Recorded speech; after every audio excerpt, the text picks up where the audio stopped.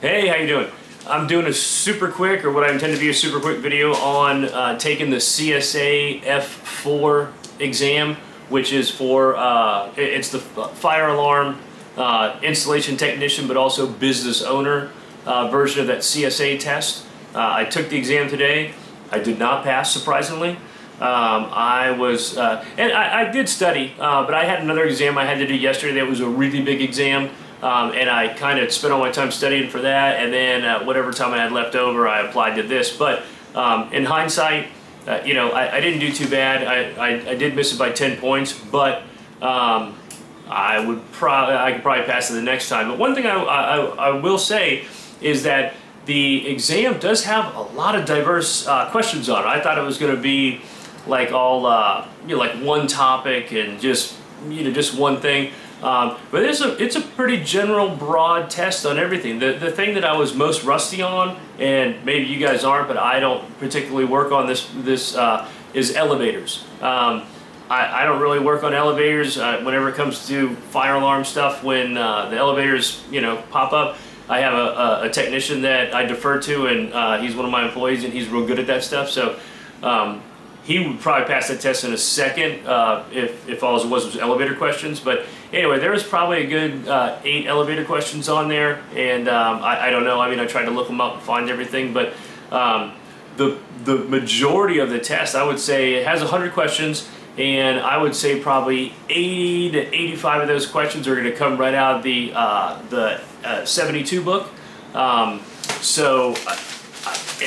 what's nice about this exam is that it actually tells you in the book, NFPA 72, for like the first 80 questions. So at least you're not going through 3 different books or however many we're allowed to take in there and try and sort through and find the answers. It's nice that it's there. It's just some of the questions were worded a little strangely. And I thought maybe on some of those exams they put extra questions in for future tests, and they're just the questions don't count against you. They just want to see how students do and how it's worded and everything. But on this test, there wasn't just 100 questions. They all count, and I needed an 80%. I got a 70. So not thrilled about it, but it is what it is. So I'm going to take it again. I'm sure I'll do better on it next time. I'll try and bone up on a few things. There was a lot of questions about both visual and audible notifications. I mean, there was a lot. And another nice thing about this exam, because I was kind of grouchy about taking this exam in the first place because I already have a state contracting license. So I really don't see the need why I have to go back in and take this little certification and pay another $500 or whatever it's cost me to do this. So I'm still not thrilled about that, but at least the test wasn't just a complete scam. But I do think they make it a little bit harder than normal, so that if you fail it, you've got to pay them again to take it. I'm kind of on the fence about that, but like I was saying, one positive on the exam was that it did group things into that 72 book for the 80 to 85 questions. So I thought that was fair. So there was a lot of audible notifications, some strangely worded questions. There was only maybe 5 calculations, and they weren't really they weren't. Only one of them I needed a calculator for. So let's put it that way. So if you're nervous about voltage drop, things like that, don't be, because it's not really, you don't have to calculate it all out, at least I didn't. You just have to say whether the circuit will work or not. There's a couple things that I would like to ask somebody about on that exam.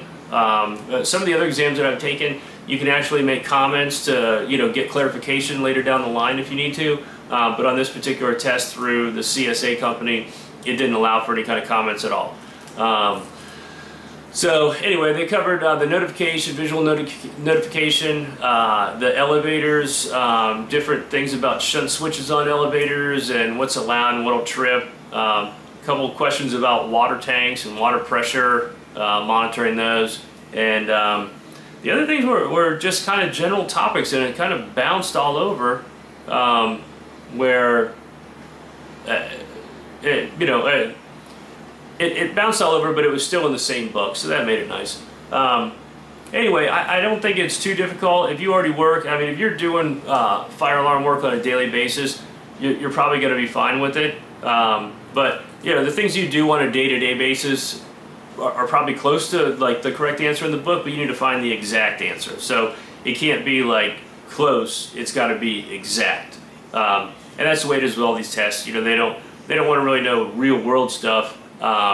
Which fire alarm applications are more precise than security systems or cameras or anything like that. So I guess there is less of a tendency to just kind of make up your own way of doing it. You've got to follow exactly what it says in the book, and I think for the most part, people are pretty much dead on with their procedures. And another thing, we have to have inspections on all these things. Obviously, you can't deviate and like kind of make up your own way of doing it. You've got to do the way they want it in the book. Otherwise, the authority having jurisdiction is going to make you correct it, which is a good thing. So anyway, I hope it helps kind of giving you an overview of the entire thing.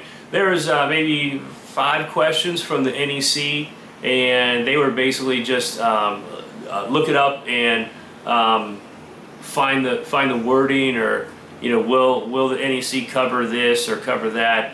There are a couple of those questions, but in the NEC, I could find the answer verbatim exactly as it was written in the question, so you knew 100%. Okay, that's the answer, which I like. So there was a couple questions that involved graphs in the NFPA 72, graphs and charts, but it did say refer to this chart, on page such and such, and then so that made it easy, so you have to go look up the chart or anything. And one thing that I'll mention. Other exams that I've taken in the past have questions where if you get one question wrong, then they refer back to that question on the next 3 questions, and you get like all of them wrong. That's not the case here. It's like when you find the answer, that's the answer, and that's the answer for that question. It doesn't go 3 questions back and say, okay, in question 5, the answer, you know what I'm talking about. So that's nice too, because that way, if you miss one question, you're not missing, the 3 subsequent questions after that. So if you have any questions, let me know.